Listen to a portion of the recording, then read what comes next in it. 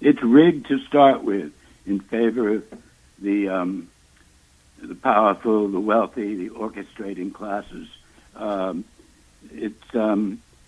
It may be a crime in terms of defrauding the government of taxes, but the real crime is that every time one of these privileged students is able to buy their way into a prestigious university, they're stealing that seat from another child who may be very poor, maybe black, maybe Latino, for whatever reason. They're stealing that seat from a child who deserves it more than they do.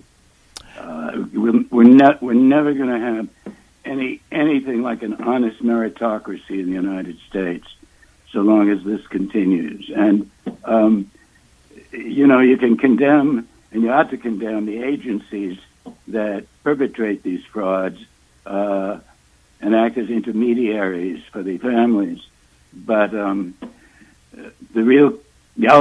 ultimate blame lies in the colleges and universities themselves. There's no way that the deans at these colleges could be totally unaware that this is going on.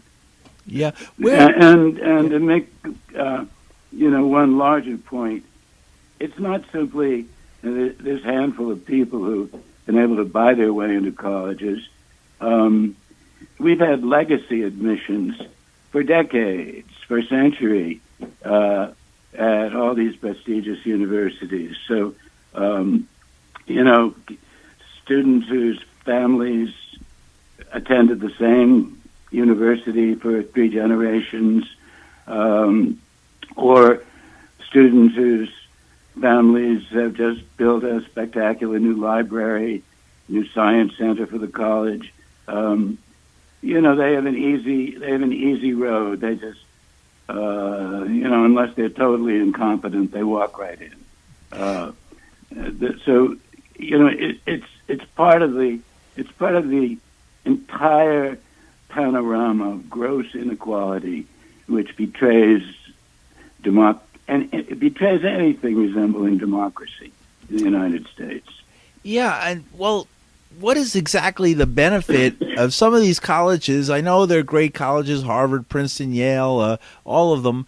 Yet there was a time I went to the University of Wisconsin. It was $250 a semester in state, and I got a first-rate education, second to none. And the top, it was ranked above Harvard in political science and other. What exactly are people getting for all that money? When parents spend as much as $50,000 or more to put their children into the most prestigious colleges in the United States, they may not be getting a better education than they could have gotten at a really good state university, like the University of Massachusetts in Amherst or University of Michigan or Wisconsin. But that's not the point. They're getting connections. They're entering a social milieu in which the guy who lives across the hall or the woman who's in the next room on the same dormitory has parents who are going to introduce these young people into a world of opportunities, networks, job opportunities at the highest levels of Wall Street, for example.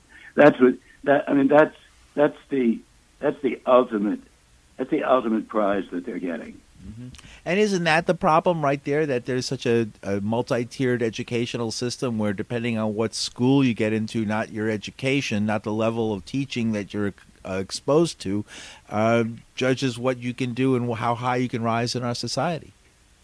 Absolutely. It's rigged from the beginning, and it doesn't simply start when the student enters an Ivy League college.